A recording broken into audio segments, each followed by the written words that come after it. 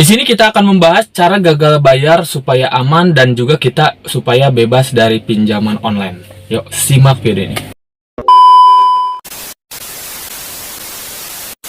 Assalamualaikum warahmatullahi wabarakatuh. Kembali lagi bersama saya di sini. Apa kabar kalian semua? Semoga dalam keadaan sehat walafiat dan selalu dimudahkan rezekinya. Di video kali ini saya akan membahas tentang cara gagal bayar aman dan juga supaya intinya ya membebaskan kita dari jeratan pinjol ini.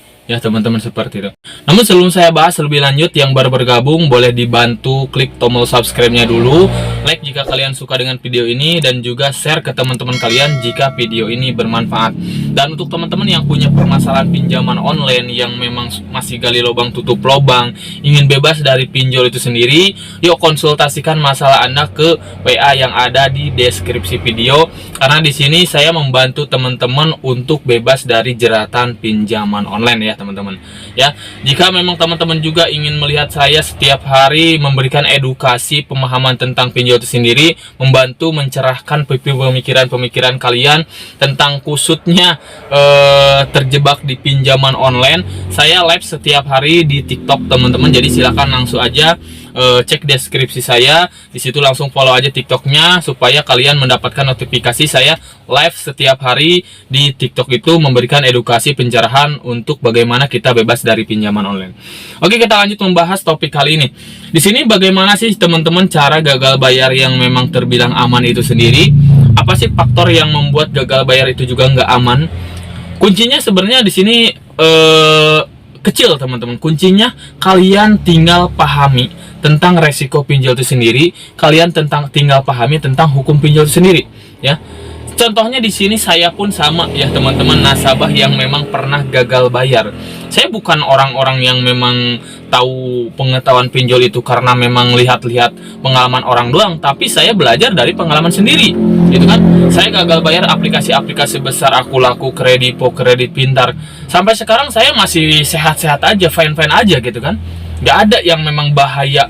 Karena yang namanya pinjol jelas, hukum pinjol juga kan ibaratnya masuknya ke dalam hutang pihutang gitu kan. Hutang pihutang itu cuman per data kita yang memang kadang yang udah blacklist selik OJK gitu kan. Harusnya memang yang namanya perdata itu kita dibawa ke pengadilan, tapi nggak ada pinjol sekarang yang bawa ke pengadilan. Rugi mereka, berapa hutang kita, berapa biaya perkara yang harus mereka keluarkan, berapa biayanya untuk menyewa pengacara teman-teman. Kan seperti itu akan dipertimbangkan. Apalagi pinjol sekarang kan diwajibkan ikut asuransi.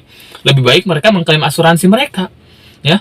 Makanya di sini gagal bayar aman itu adalah kembali ke diri kita sendiri. Itu bagaimana kita menyikapinya ya. Kuncinya seperti apa ya, kita ketahui tentang hukum pinjol itu sendiri seperti apa, kita ketahui tentang resiko pinjol yang kalian punya seperti apa, karena memang jelas ya resikonya ada sedikit perbedaan.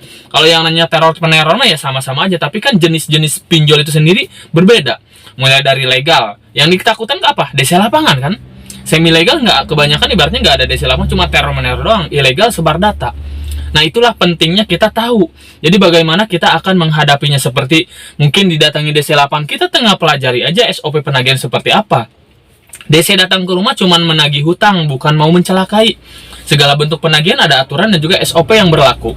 Kalau kalian tahu SOP-nya, maka mereka saat DC ibaratnya melakukan penagihan tidak sesuai SOP, maka kita juga bisa bertindak melakukan ya perlawanan lah. Kalau memang mereka tidak sesuai aturan. Kalau mereka sesuai aturan, sudah biasa-biasa nagih, ya udah simpel sebenarnya, kita ngomong baik-baik, utarakan memang kesulitan kita dalam pembayaran, nanti ada uang juga kita bayar. Kan sesimpel itu teman-teman. Makanya pentingnya kita belajar, yuk. Kita belajar sama-sama. Di sini saya berposisi menjadi dosen pinjol, disebutnya seperti itu. Supaya apa? Supaya kita tahu bagaimana cara ibaratnya kita menghadapi semua masalah-masalah yang ada di dalam pinjaman online itu sendiri. Jangan sampai ibaratnya masalah ini menutupi pikiran dan hati kalian gitu, sampai terpuruk dan lihat di luaran sana terjadi tindakan-tindakan yang tidak diinginkan, tindakan sampai kriminalitas lah, bunuh diri lah dan lain sebagainya. Itu yang kita akan hindari ya. Gak jadi masalah kita ibaratnya berada di pinjol ini, kesulitan di pinjol ini, misalkan dikarenakan tidak bisa bayar, ujungnya gagal bayar, itu nggak jadi masalah. Yang penting mental kita ibaratnya aman, sehat gitu. Karena memang salah satunya gagal bayar itu juga bukan suatu keinginan yang memang kita disengaja. Karena faktornya juga banyak di sini, nasabah-nasabah yang memang konsultasi ke saya pun yang memang karena keadaan ekonomi gitu kan. Karena dalam jeratan pinjol itu sebenarnya apa sih? Pinjol itu terbilang kalau menurut saya sendiri tidak membantu sama sekali, tapi malah menjerat, ya, menjerat. Karena banyak nasabah yang konsultasi ke saya mulai awalnya cuma satu aplikasi gitu kan, satu aplikasi, dia merasa keenakan, limitnya semakin besar, semakin banyak, mencoba saat butuh, ibaratnya ada kebutuhan, ditarik terus menerus, bayar, gali lubang tutup lubang, setelah mentok tidak bisa bayar, buka aplikasi lagi untuk melakukan pembayarannya.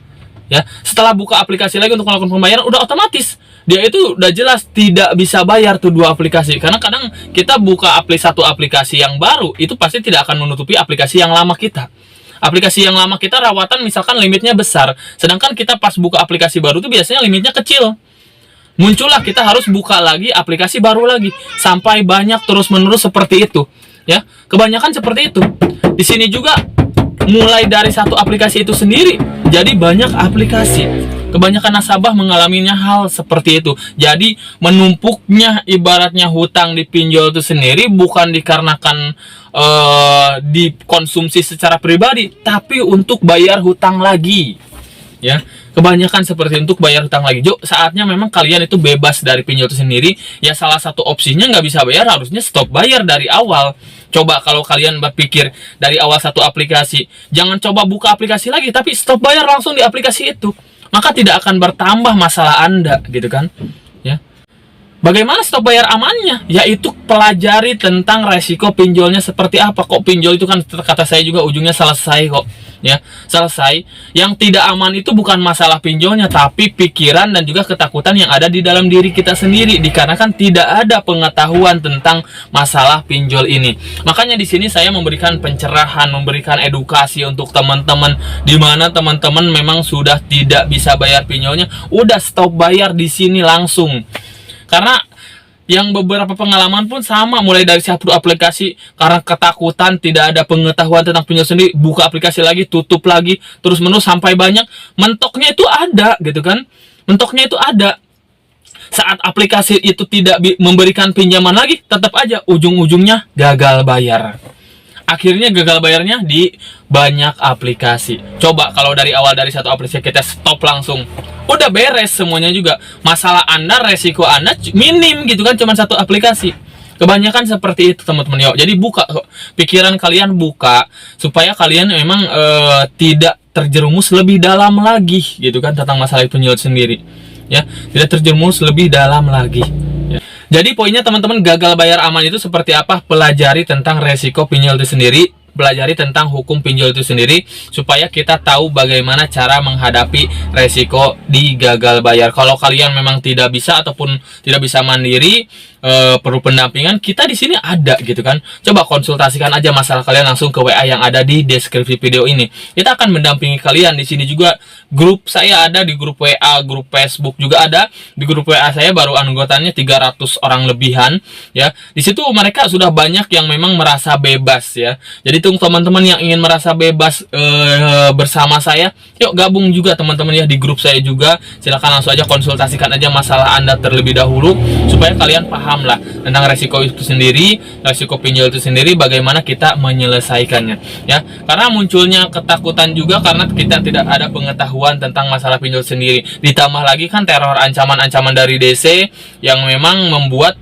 lebih wow gitu kan, padahal itu mah hanya sebuah bentuk ancaman. Kalimat-kalimatnya juga kalau kalian paham, mengalami sudah lama lah ibarat gagal bayar, mengalami teror penagihan itu mah kalian akan merasa biasa-biasa aja, karena kalimatnya kalimat template yang diciptakan hanya untuk menekan dan juga menakut-nakuti nasabah. Kalau penagihan DC itu hanya seperti itu ya. Pasti kalau kalian sudah gagal bayar lama, itu banyak yang di grup saya juga merasa menyesal kenapa nggak dari dulu pas saya punya satu aplikasi dan sekarang sudah 10 aplikasi baru gagal bayar. Nah, itu penyesalan itu datangnya di akhir, teman-teman ya. Ini memang berlaku untuk teman-teman yang memang tidak bisa bayar, yang memang sudah mentok. Daripada Anda gali lubang tutup lubang, ya udah mending aja stop bayar dari sekarang, kan seperti itu teman-teman. Ya, paham di sini teman-teman ya, sedikit pencerahannya dari saya. Mudah-mudahan sih bermanfaat untuk teman-teman. Like jika kalian suka dengan video ini. Jangan lupa kalau teman-teman memang ingin mendapatkan edukasi secara langsung, secara live, langsung aja follow TikTok saya yang ada di deskripsi video. Saya live setiap hari di sana teman-teman ya. Yuk, terima kasih banyak yang sudah menonton video ini sampai habis. Yang belum subscribe, jangan lupa di subscribe dulu teman-teman ya. Dan juga di share ke teman-teman kalian jika video ini bermanfaat. Saya mau pamit dulu, undur diri. Assalamualaikum warahmatullahi wabarakatuh.